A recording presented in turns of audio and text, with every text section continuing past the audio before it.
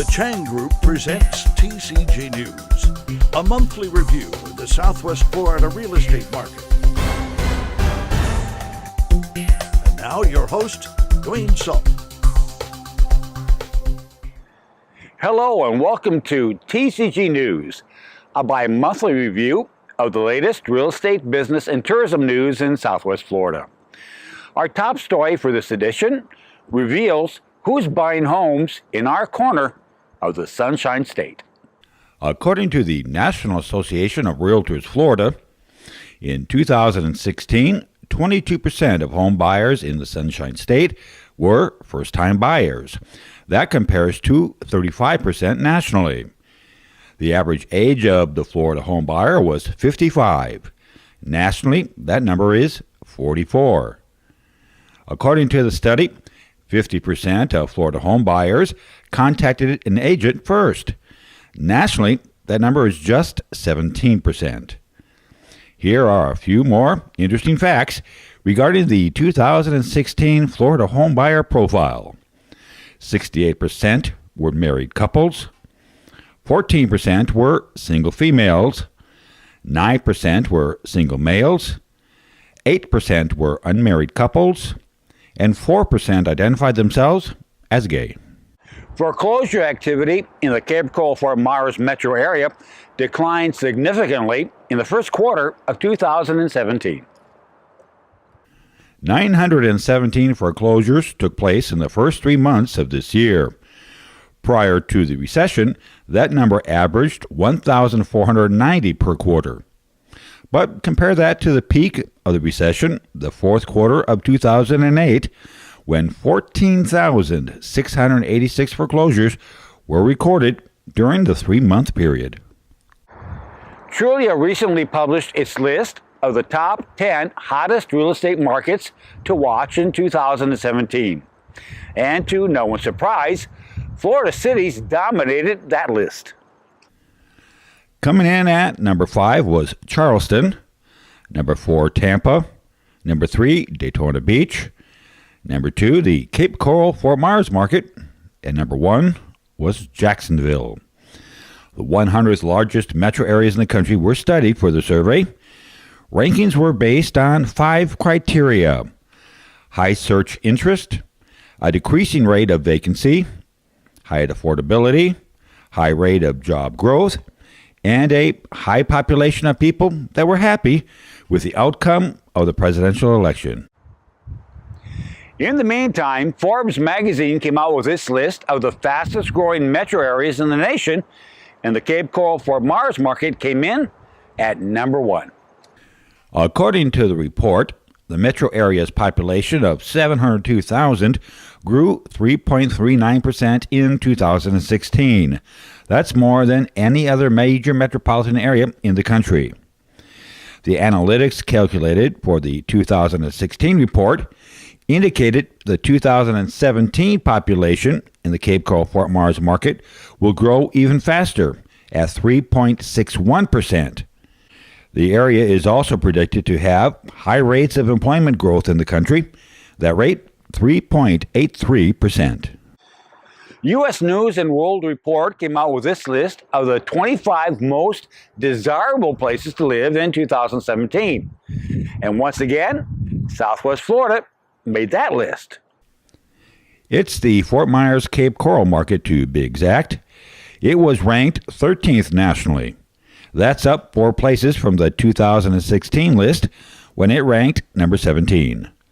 U.S. News surveyed people around the country and asked them where they'd like to live. Rankings were based on affordability, job market, and population growth. Cape Coral and Fort Myers certainly earned a few gold stars in the past few months, but so did Naples. After a lengthy study, Realtor.com named Naples the cleanest city in the country. It got high marks for clean air, clean water, and plenty of untouched nature.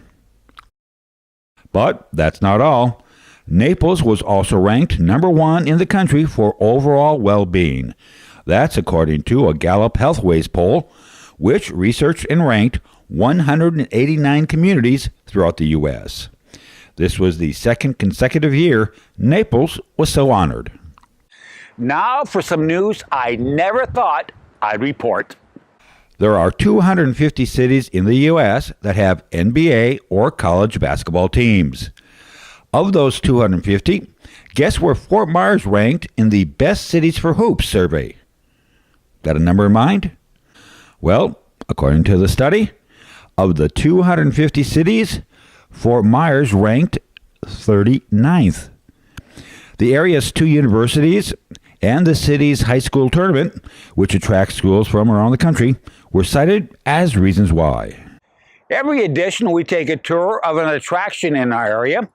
This month, we're heading to the Gulf of Mexico to visit Lover's Key, one of the most popular places in Southwest Florida to get engaged or married.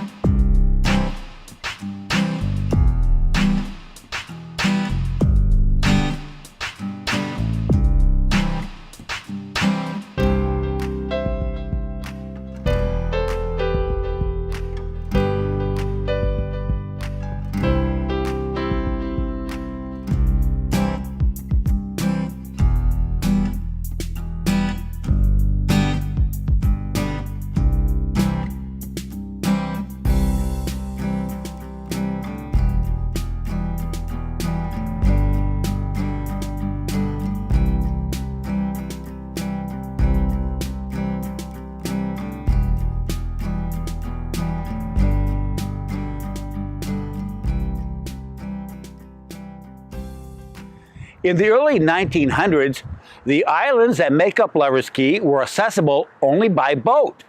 It was said that only lovers made the effort to get to this romantic beach, and thus the name. Today, it's accessible by bridges and roads.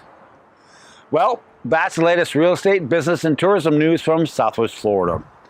For the entire staff at TCG News and the Chang Group, thanks for watching, and we'll see you in a couple of months.